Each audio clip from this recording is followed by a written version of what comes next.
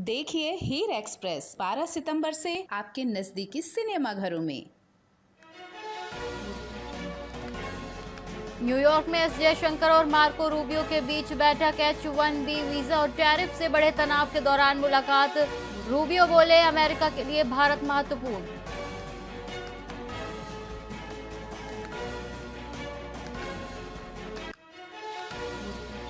उदयपुर में काली पट्टी बांधकर एबीवीपी कार्यकर्ताओं का विरोध। सुखाड़िया यूनिवर्सिटी प्रशासनिक भवन के बाहर लगाई झाड़ू। कुलपति के खिलाफ सफाई अभियान।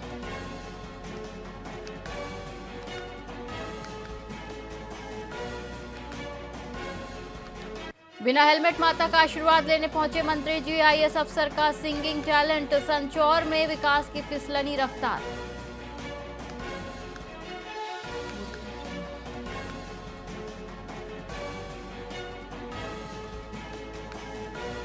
जुबिन गर्ग का आज होगा अंतिम संस्कार। दोबारा पोस्टमार्टम के बाद सौंपा जाएगा परिवार को पार्थिव शरीर। फैंस की भीड़ को लेकर बढ़ाई गई सुरक्षा।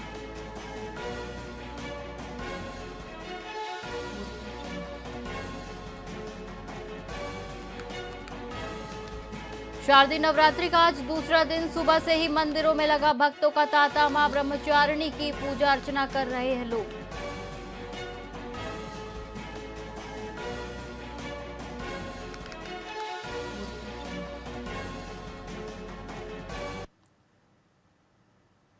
नमस्कार, आप देख रहे हैं वीआईपी न्यूज और मैं हूं आपके साथ एकता। और रुक करेंगे खबरों की ओर।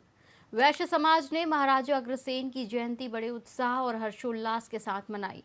बता दें कि समाज अध्यक्ष ब्रजमोहन ऐरन की अध्यक्षता में निकाली गई इस दौरान शोभा यात्रा में बड़ी संख्या में समाज बंधु शामिल हुए।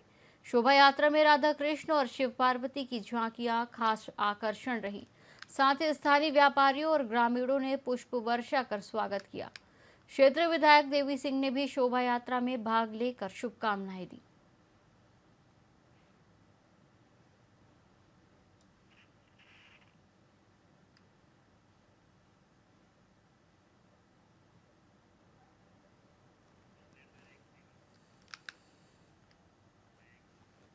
शारदीय नवरात्रि के पहले दिन मेहरानगढ़ में स्थित 500 साल पुराने माता चामुंडा मंदिर में श्रद्धालुओं की लंबी कतारें लगी। सुबह से ही भक्त दर्शन के लिए लाइन में खड़े रहे। पुजारी घनश्याम त्रिवेदी ने बताया कि मां चामुंडा जोधपुर की रक्षा करती हैं और उनका ये मंदिर राव जोधा की ओर से स्थापित किया गया था। बता दें कि नवरात्रि के 9 दिनों तक सुबह 7 बजे से शाम 5 बजे तक दर्शन का विशेष इंतजाम किया गया है। 1971 के भारत पाक युद्ध में भी जोधपुर सुरक्षित रहा, जिसे माता की कृपा मानी जाती है।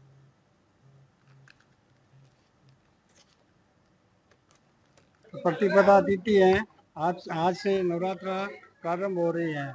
माता चामुंडा माता के मंदिर में भक्तों का तांता लगा हुआ है। माता जी के प्रति उनका बहुत आस्था है। वो सुबह जल्दी माता जी के दरबार में पूजन करने के लिए आए और सुबह की आरती 7:30 बजे हुई और बाबूजी हुक्म घट स्थापना की पूजा 12:05 से 12:53 के बीच में करेंगे। बस माता जी की कृपा से बम एक नहीं फटा था। काफ़ी संख्या में जोधपुर में बम गिरे थे, वो बाद में नष्ट किए गए। अगर वो नष्ट टूटते तो काफ़ी नुकसान होता।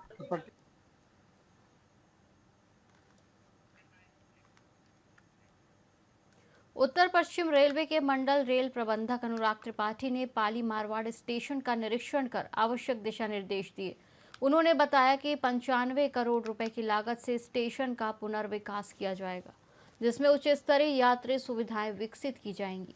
उन्होंने स्वच्छता ही सेवा अभियान 2025 के तहत 17 सितंबर से 2 अक्टूबर तक चल रहे स्वच्छता अभियान की जानकारी दी और 25 सितंबर को पाली स्टेशन पर आमजन और स्काउट गाइड के सहयोग से विशेष स्वच्छता अभियान चलाने की योजना बनाई। इस दौरान विभिन्न प्रतियोगिताएं और जागरूकता कार्यक्रम भी आयोजित किए गए।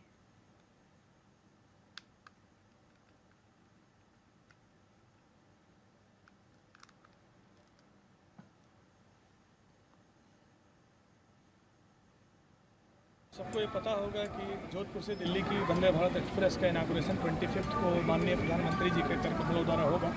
माननीय प्रधानमंत्री जी ऑनलाइन मोड में इनागुरेट करेंगे।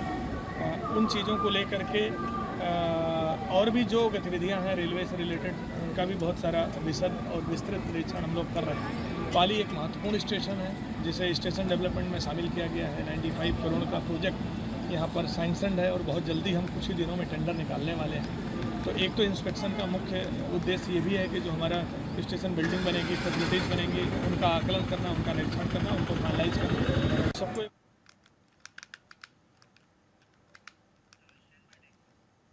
उत्तर पश्चिम रेलवे के मंडल रेल प्रबंधक अनुराग त्रिपाठी ने पाली मारवाड़ स्टेशन का निरीक्षण कर आवश्यक दिशा निर्देश दिए। उन्होंने बताया कि 95 करोड़ रुपए की लागत से स्टेशन का पुनर्विकास किया जाएगा, जिसमें उच्च स्तरीय यात्री सुविधाएं विकसित की जाएंगी। उन्होंने स्वच्छता ही सेवा अभियान 2025 के तहत 17 सितंबर से 2 अक्टूबर तक चल रहे स्वच्छता अभियान की जानकारी दी और 25 सितंबर को पाली स्टेशन पर आमजन और स्काउट गाइड के सहयोग से विशेष स्वच्छता अभियान चलाने की योजना बताई। इस दौरान विभिन्न प्रतियोगिताएं और जागरूकता कार्यक्रम भी आयोजित होंगे। सबको ये पता होगा कि जोधपुर से दिल्ली की वंदे भारत एक्सप्रेस का इनागुरेशन 25 को माननीय प्रधानमंत्री जी के कर कमलों द्वारा होगा। माननीय प्रधानमंत्री जी ऑनलाइन मोड में इनागुरेट करेंगे। उन चीज़ों को लेकर के और भी जो गतिविधियां हैं रेलवे से रिलेटेड, उनका भी बहुत सारा विशद और विस्तृत निरीक्षण हम लोग कर रहे हैं। पाली एक महत्वपूर्ण स्टेशन है जिसे स्टेशन डेवलपमेंट में शामिल किया गया है। 95 करोड़ का प्रोजेक्ट यहाँ पर सैंक्शनड है और बहुत जल्दी हम कुछ ही दिनों में टेंडर निकालने वाले हैं। तो एक तो इंस्पेक्शन का मुख्य उद्देश्य ये भी है कि जो हमारा स्टेशन बिल्डिंग बनेगी, फैसिलिटीज़ बनेंगी, उनका आकलन करना, उनका निरीक्षण करना, उनको फाइनलाइज करना। सबको ये पता हो। विश्व हिंदू परिषद के हिंदू शंखनाद कार्यक्रम में साध्वी प्रज्ञा ठाकुर ने कहा कि जनसंख्या नियंत्रण कानून केवल राष्ट्र विरोधियों के लिए होना चाहिए, सनातनी और देशभक्तों पर इसका प्रभाव नहीं होना चाहिए।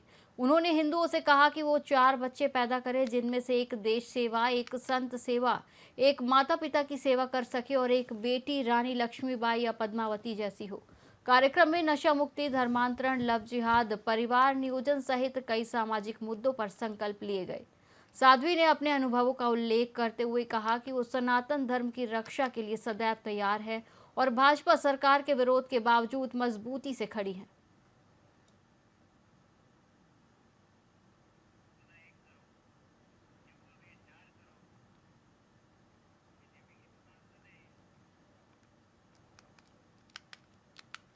और हिंदू अगर प्रताड़ित है तो प्रताड़ना को ठीक करने के लिए, हिंदू अगर प्रताड़ित है, अगर उसको धर्म से च्युत किया जा रहा है, अलग किया जा रहा है, तो उसको अपने में रहने के लिए जो डोज देना जरूरी है। हिंदुत्व की, सनातन की बात सुनने के लिए या किसी बहाने को ढूंढ रहे हैं, तो उन्होंने सोचा पगड़ी पहना है। मैं क्यों कहूं कि वो हमें हानि पहुंचाने के लिए आ रहे हैं। वो कहीं न कहीं ये प्रयास कर रहे हैं कि मैं भी सनातन की बात सुन लूं, मैं भी अपने उस धर्म की जिससे हमारे पूर्वज थे, उस सनातन धर्म की बात सुन लूं, इसलिए पगड़ी बांधने के बहाने आ रहे हैं। और हिंदू अगर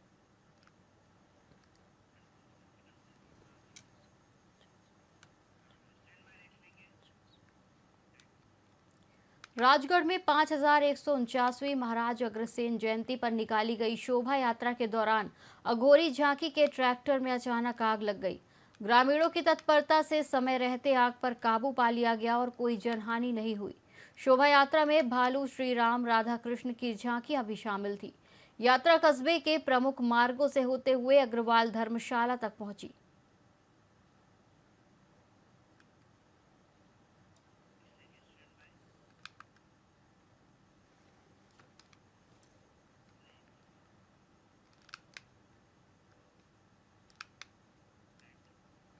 सरदार शहर में अग्रसेन भवन में 5 दिवसीय जयंती समारोह का आयोजन किया गया। इस दौरान गाजे बाजे के साथ शोभा यात्रा निकाली गई जो मुख्य बाजार से होकर वापस अग्रसेन भवन पहुंची। बता दें कि बाजार में व्यापारियों ने पुष्प वर्षा कर शोभा यात्रा का भव्य स्वागत किया और ठंडे पानी और ठंडाई पिलाकर सेवा की। अग्रवाल सेवा मंडल की ओर से समाज की प्रतिभाओं का सम्मान समारोह भी आयोजित किया गया। इस अवसर पर समाज के गणमान्य व्यक्ति उपस्थित रहे।